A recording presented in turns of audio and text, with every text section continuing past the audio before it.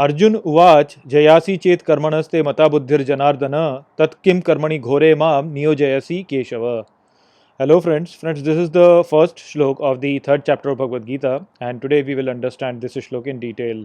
So let's first go over its meaning. So the shlok says Arjun Uvach, which means Arjun said, Jayasi Chet Karmanaste, which means although you believe superior to action, Mata Buddhir Janardana, which means is knowledge, O Janardan, Tatkim Karmani Ghore Mam, which means then why in this heinous action Niyojayasi Keshava, which means do you ask me to engage, O Keshav?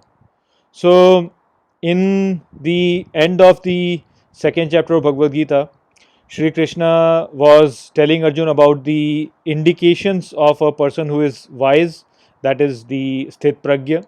And Shri Krishna said that the person who is Sthit Pragya is not affected by the external senses, and he basically remains disinterested with this world.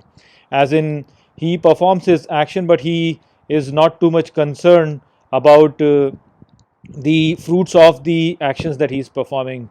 So, this statement of Shri Krishna has been interpreted by Arjun in his own way, and then he is asking this question. So, Arjun has sort of misinterpreted the statement of Shri Krishna, and he is thinking that what Shri Krishna is telling him is to give preference to knowledge over action, because Shri Krishna is saying that the person who is Sthit Pragya, he does not really engage with his senses too much. He is disinterested with the external world. So the that statement has been interpreted by Arjun as being meaning that it is more important to really focus on knowledge than on action. And so he is now confused, and he is asking that, you are asking me to not be interested in the external world, and you are still asking me to fight this war. So he is confused in that sense, and that's why he's asking this question. Now, this confusion actually is something that arises in most of us, and there is a reason for why this arises. So let's understand it from Arjun's point of view itself. Arjun is saying that he does not want to fight this war. Right at the end of the first chapter, Arjun said that I am not going to fight this war.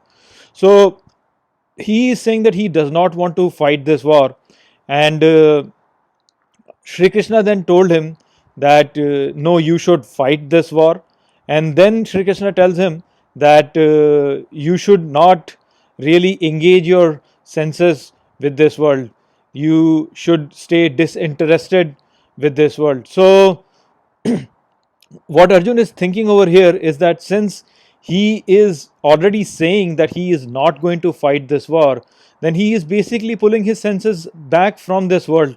And so he thinks that by not fighting this war, he is being disinterested with his senses. And so, why is Sri Krishna really asking him to fight this war? He already is disinterested, because he has already said that he is not going to fight this war.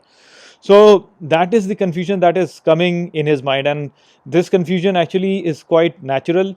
This is something that arises in most of the people, where people think that by being disinterested in this world, it directly means that you just stop engaging with this world, while that is not really the case. The best example for this is to think about a person who basically sees very challenging things in front of him, and he realizes that he will not be able to face them, and then decides to pull back from the sansar and become a tapasvi. We see that a lot of time happening in India, where people leave their house and they basically go and join some ashram or become tapasvis, and they on the surface might think that they have done a great thing by being disinterested with this world, and they've given up this world, and they will just basically now think about God. But the truth is that they have also pulled back from this universe because of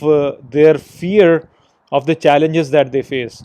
And so what happens is that they confuse non-action with disinterested action. So instead of being disinterested with this world and still face the challenges, they basically escape, try to find an escape for their problems, and that's how they end up becoming a tapasvi. So there was still a self-interest in their action, and non-action is also an action. So basically they still performed an action which was for their own self-interest, but they fool themselves by thinking that they are the ones who have given up this whole world and they are living a selfless life.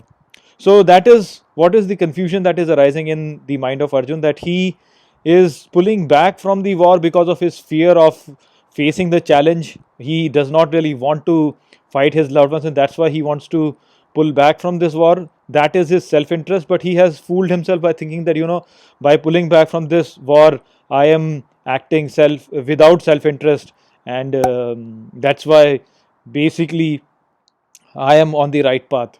So that is the message in this shlok. I hope I have explained this shlok well to you. With that, I'll close this video. I'll see you all in the next video. Take care.